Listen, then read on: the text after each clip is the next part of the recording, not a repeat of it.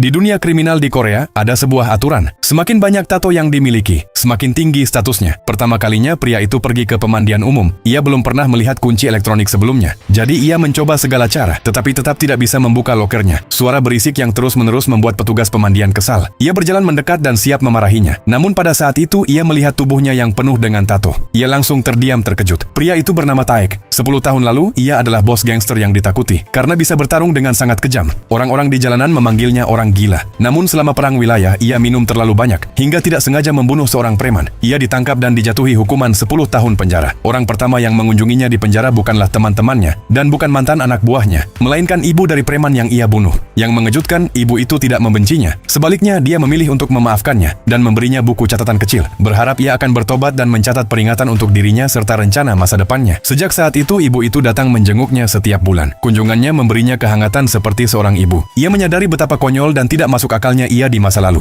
Jadi ia diam-diam bersumpah, setelah keluar nanti ia akan menebus kesalahan kepadanya. 10 tahun berlalu, ia akhirnya dibebaskan dari penjara. Buku catatannya dipenuhi dengan hal-hal yang ingin ia lakukan di masa depan. Dan 3 aturan yang tidak boleh ia langgar. Tidak minum alkohol lagi, tidak berkelahi, dan tidak menangis lagi. Saat kembali ke kota, tempat pertama yang didatangi adalah restoran ibu itu. Namun ia sedang keluar dan belum kembali. Jadi ia memutuskan pergi ke pemandian umum untuk sambil menunggu waktu. Itu juga salah satu keinginannya yang ditulis di bukunya. Namun 10 tahun di penjara membuatnya benar-benar tertinggal dari kehidupan nyata. Ia bahkan tidak tahu cara membuka loker di pemandian itu. Untungnya, tato di tubuhnya saja sudah cukup untuk menghentikan petugas yang hampir marah. Tapi perubahan tak hanya terjadi di dunia luar. Kemudian ia pergi ke rumah sakit dengan harapan bisa menghapus tato di tubuhnya. Para perawat langsung tertarik oleh pemandangan itu. Tetapi dokter berkata, area sebesar itu tidak bisa dihapus dengan bahan kimia biasa. Hanya perawatan laser paling canggih yang bisa melakukannya. Tetapi biayanya sangat mahal. Jadi ia mulai bekerja di sebuah bengkel. Bekerja siang dan malam tanpa istirahat. Ia rajin dan bertanggung jawab dalam pekerjaan. Dan secara pribadi ia tidak menyentuh setetes alkohol. Pemilik bengkel sangat memuji atas dedikasinya. Bahkan petugas yang datang untuk kunjungan rutin pun merasa kagum. Dan perubahannya pun tidak berhenti sampai di sini.